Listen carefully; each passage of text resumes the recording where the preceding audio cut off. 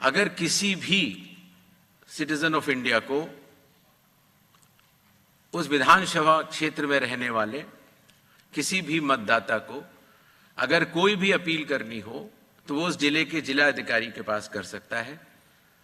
और अगर वह जिलाधिकारी के निर्णय से भी असंतुष्ट हो तो उस राज्य के चीफ इलेक्टोरल ऑफिसर के पास अपनी सेकंड अपील दायर कर सकता है। यह मैं इसलिए आपको बता रहा हूं कि बिहार में सभी राजनीतिक दलों के साथ मिलकर जब एसआईआर हुआ, उसके बाद जो जिला मजिस्ट्रेट्स के पास अपील आई 38 जिलों में, वह शून्य थी। अर्थात ईआरओ और इलेक्टर्स ने मिलकर और बूथ लेवल एजेंट्स ने मिलकर बहुत ही अच्छा काम किया।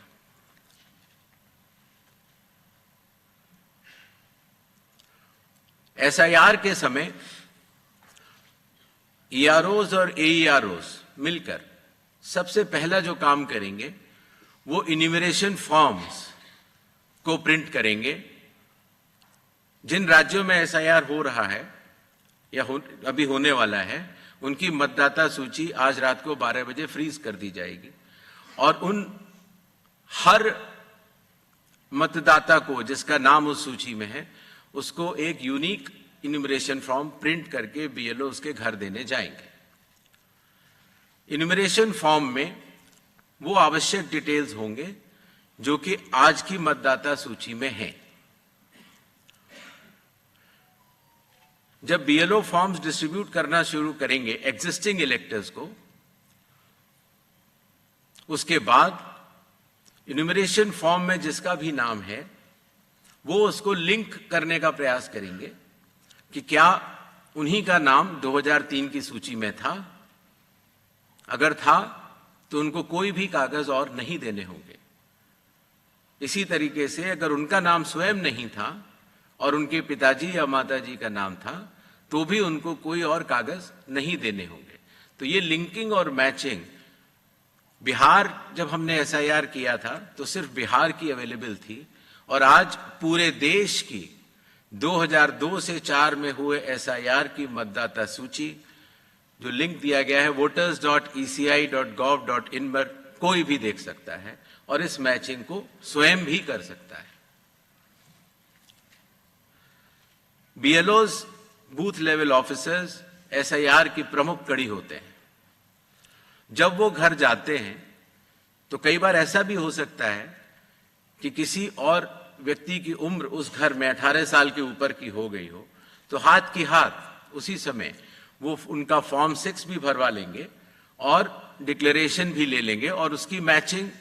और लिंकिंग भी पुराने एसआईआर से कर लेंगे।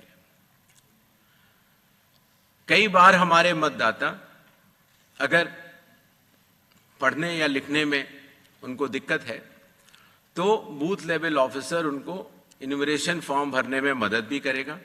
और मदद करने के बाद इस तरह के सारे इन्यूमरेशन फॉर्म्स मैचिंग और लिंकिंग करने के बाद वो ईआरओ और एईआरओ को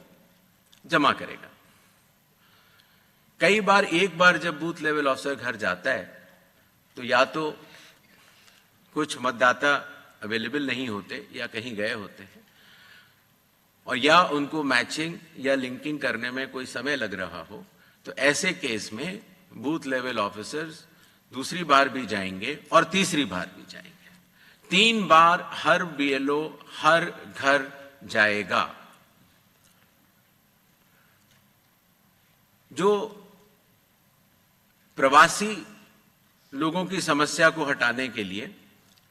जो राज्य से कुछ समय के लिए बाहर गए हुए हैं लेकिन वहीं के सामान्यतः रहने वाले हैं, वो ऑनलाइन भी भर सकते हैं, और खास तौर से कई बार अर्बन वोटर्स को, क्योंकि उनके दिन के समय ही ऑफिस आवर्स रहते हैं, तो वो भी ऑनलाइन भर सकते हैं। बूथ लेवल ऑफिसर का यह भी कार्य होगा कि जब वो इन्यूमरेशन फॉर्म देता है तो इन्यूमरेशन फॉर्म दस्तखत करके मतदाता को वापस भी करना होता है। तो अगर मतदाता की मृत्यु हो चुकी हो, या वो स्थायी रूप से प्रवास कर चुका हो, या वो एक से जगह ज्यादा रजिस्टर हो गया हो,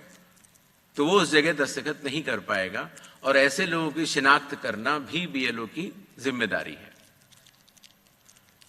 एक बात मैं फिर कहना चाहता हूं कि जो मतगणना, वो इन्यूमरेशन फॉर्म की जो फेज होगी, उसमें किसी भी व्यक्ति से किसी और कागज की आवश्यकता नहीं होगी, बस उन्हें अपनी मैचिंग या लिंकिंग दिखानी होगी कि 2003 में किसके साथ है।